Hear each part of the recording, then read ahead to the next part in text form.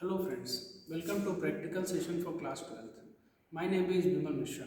Today we will see another very important experiment in class 12, that is conversion of galvanometer into voltmeter of desired range. For that we know that a galvanometer can be converted into voltmeter by adding a series resistance of very large value. To calculate that value, we need to use a formula. Let's see by calculation the value of capital R first. We know the formula of resistance given by R is equal to V upon Ig minus G, where V is the range of the voltmeter.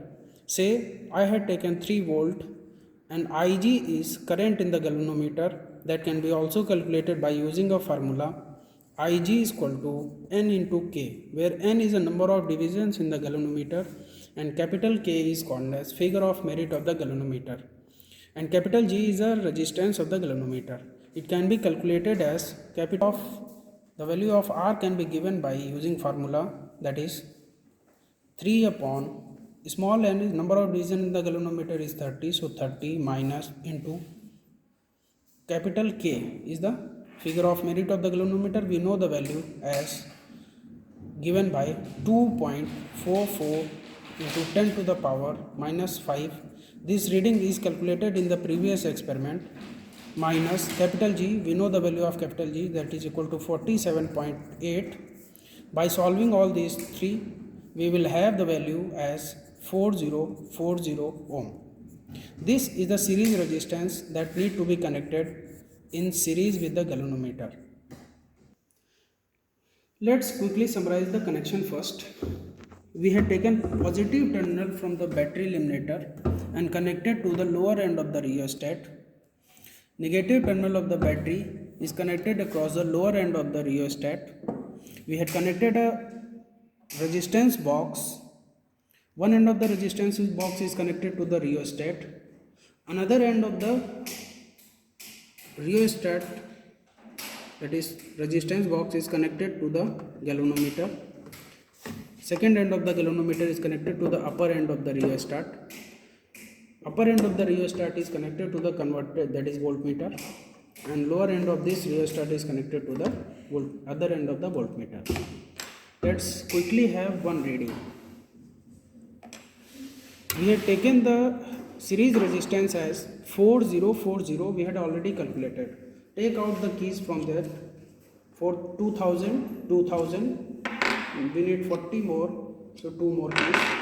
Now the resistance taken is 20, 2000, 20, and 20, that is equal to 4040 ohm. Let's move the rheostat and get some values. Now check the value of the galvanometer, deflection in the galvanometer. So it can be seen here that the deflection that I am getting is 6. So number of division is 6 in the table. Now check the values in the galvanometer. It is nothing but 0.5, that is 0.5, 1.5, so value is 0.5. So it can be written as,